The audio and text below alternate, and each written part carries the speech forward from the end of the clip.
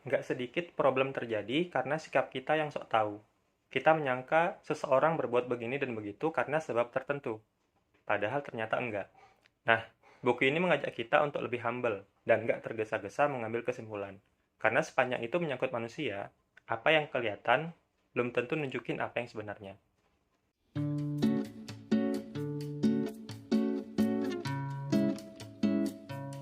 Halo semuanya, Assalamualaikum warahmatullahi wabarakatuh. Saya Asto, selamat datang di Semut Buku. Di video kali ini, saya mau sharing satu buku tentang antropologi yang bagus, teman-teman. Judulnya adalah Anthrovision, tulisan Gillian Tett. Buku ini bagus karena dia itu bisa menjelaskan dengan baik ya potensi dari antropologi yang jarang kita dengar dan gimana ketika antropologi ini kita fungsikan di berbagai bidang kehidupan, dunia ini kayak most likely akan jadi lebih baik gitu.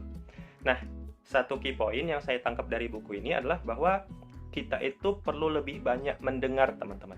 Dalam arti berusaha memahami orang lain secara genuine, melihat dari sudut pandang mereka, terus menggali alasan di balik pilihan dan keputusan mereka, terus mengenali apa yang penting dan prioritas bagi mereka, dan seterusnya. Kelihatannya simple dan klise ya, tapi prakteknya itu nggak mudah teman-teman. Karena apa yang kita tahu tentang orang lain itu biasanya masih bias. Ada stigma, ada prejudis, terus ada juga asumsi-asumsi yang belum kebukti. Dan ketika bias ini masih bercokol di kita, ketika kita membuat sebuah keputusan, maka biasanya akan ada dampak negatif yang muncul. Atau sekurang-kurangnya ada hasil yang nggak optimal gitu. Nah, di buku ini ada lumayan banyak contoh yang dikasih ya teman-teman.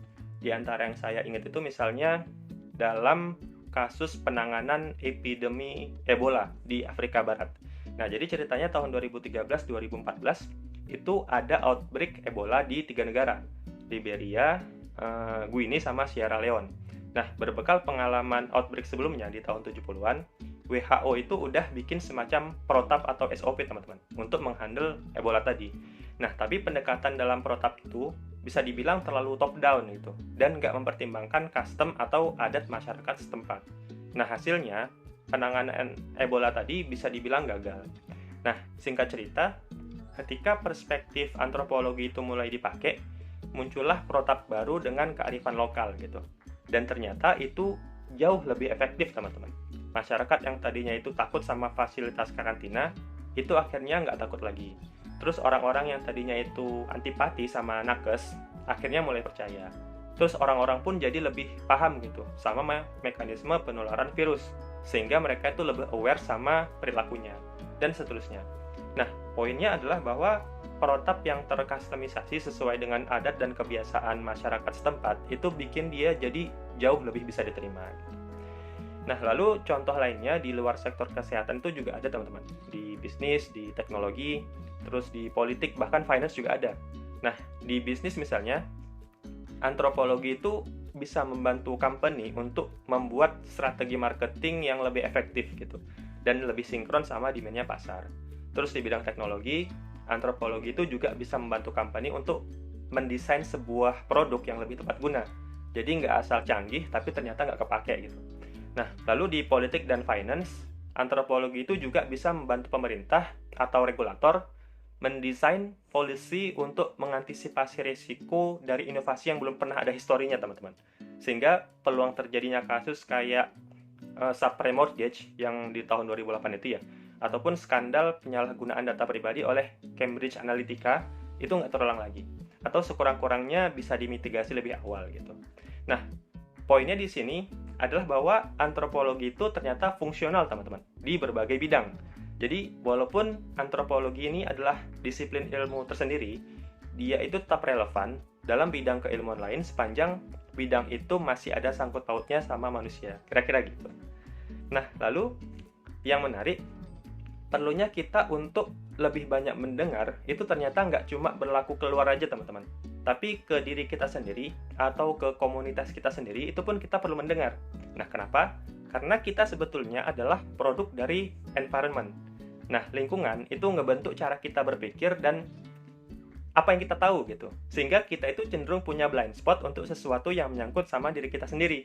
Nah, untuk tahu blind spot ini, kita itu perlu memposisikan diri kita seolah sebagai orang luar gitu, yang sedang menatap ke dalam, yang mengamati gimana kita dan perilaku komunitas kita gitu.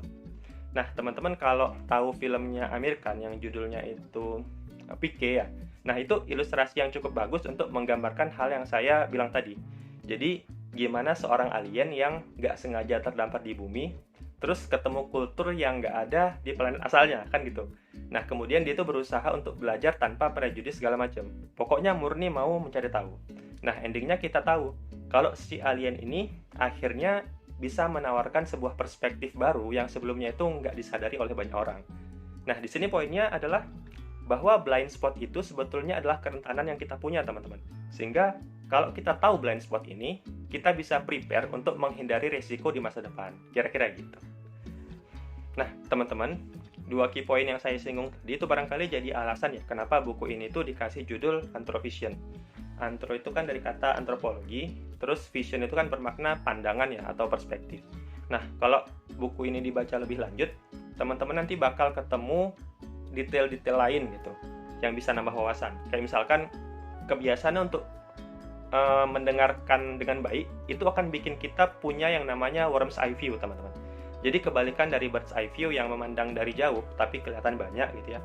Worm's eye view ini memandang dari jarak yang sangat dekat tapi detail, teman-teman. Walaupun yang kelihatan tuh jadi jauh lebih sedikit ya. Tapi detail yang sangat dalam itu somehow ngasih kita konteks yang berharga, teman-teman, yang nggak akan kita temukan ketika kita cuma memandang dari jauh, kira-kira gitu. Atau wawasan lainnya, misalnya ada konsep yang namanya social silence, teman-teman, bahwa ternyata untuk memahami sebuah masyarakat atau sebuah kultur, kita itu nggak hanya bisa melihatnya dari apa yang sering mereka bahas, apa yang rame, terus apa yang gampang viral gitu ya, tapi juga dari apa-apa yang nggak pernah mereka bahas, nggak pernah mereka singgung-singgung gitu, silence gitu dari pembicaraan mereka sehari-hari. Atau misalkan juga konsep yang namanya tunnel vision versus lateral vision, teman-teman, yang somehow ini ngingetin saya sama bukunya David Epstein ya, yang judulnya Range itu, ketika dia tuh membahas spesialis versus generalis. Nah, terus ada lagi konsep yang namanya sense making dan lain sebagainya. Nah, intinya ada banyak wawasan dalam buku ini yang bisa kita jadikan tools untuk bikin kita jadi tambah intelek, teman-teman. Nah, yang saya sukai dari buku ini barangkali adalah banyaknya contoh konkret yang diangkat ya, teman-teman. Jadi penulisnya itu nggak cuma nawarin konsep, tapi dia juga nunjukin contoh kasus faktualnya. Kayak semisal penanganan epidemi Ebola tadi, terus kasus Cambridge Analytica, terus ada juga subprime mortgage gitu yang di Amerika, sampai gimana pengalaman marketing produk coklat KitKat di Jepang gitu, yang notabene beda banget sama di negara asalnya. Terus ada juga contoh kasus riset yang gagal, teman-teman, di General Motors. Terus gimana product development di Intel itu dilakukan, sampai gimana kampanye Pilpres di AS yang akhirnya memenangkan Donald Trump. Nah, ada banyak banget, teman-teman, contoh kasusnya. Dan di tiap contoh tadi itu penulis ngejelasin fenomena sosial apa yang lagi terjadi dan gimana antropologi itu kira-kira bisa dipakai untuk membedah atau merespon fenomena itu. Nah, jadi kita sebagai pembacanya itu punya bayangan gimana kalau seandainya pendekatan yang serupa kita pakai untuk konteks kita sendiri. Terus hal lain yang juga saya sukai dari buku ini adalah referensinya yang kaya ya, teman-teman. Jadi di samping pengalaman penulis sendiri sebagai seorang antropolog sekaligus jurnalis, penulis itu juga banyak merujuk ke hasil riset gitu, terus ke buku-buku, ke tulisan, sampai ke pengalaman rekan koleganya yang sesama antropolog. Nah, jadi pesan yang diangkat itu kesannya jadi lebih ilmiah, teman-teman. Terlepas dari pesan itu kita setuju atau enggak gitu ya. Terus penulis juga secara fair ya mengakui kalau kemungkinan dirinya itu masih punya bias gitu, sehingga kesimpulan yang dia bangun dalam buku ini itu bukanlah kesimpulan yang absolut, melainkan kesimpulan yang masih subject to discuss gitu. Nah, akhir kata, ini buku yang bagus, teman-teman. Saya rekomendasiin buku ini buat teman-teman yang punya minat tinggi sama isu-isu sosial. Terus teman-teman yang juga mungkin punya background eksak ya, tapi tertarik untuk mencoba pengalaman baru. Nah, bahasan di buku ini tuh sangat insightful dan sangat-sangat memperkaya perspektif ya buat saya. Nah, ini tipe buku yang sehabis membacanya itu kita jadi bisa lebih humble, teman-teman, dan lebih mengapresiasi ilmu. Dari saya, skor untuk buku ini 8,5/10 lah gitu. Oke, teman-teman, itu aja review saya terkait buku Anthrovision kali ini. Kalau masih ada hal yang bikin penasaran, silakan disampaikan aja ya di kolom komentar. Atau mungkin kalau ada di antara teman-teman yang juga pernah baca buku ini atau buku lain yang sejenis dan mau ngasih tambahan informasi, saya persilakan juga. Semoga video ini bisa ngasih hal berguna dan men-trigger kita semua untuk terus belajar. Makasih buat teman-teman yang udah meluangkan waktunya untuk nonton video ini sampai akhir. Silahkan like kalau teman-teman suka dan dislike aja kalau nggak suka. Sampai jumpa di video review buku selanjutnya. Saya Asto. Assalamualaikum warahmatullahi wabarakatuh.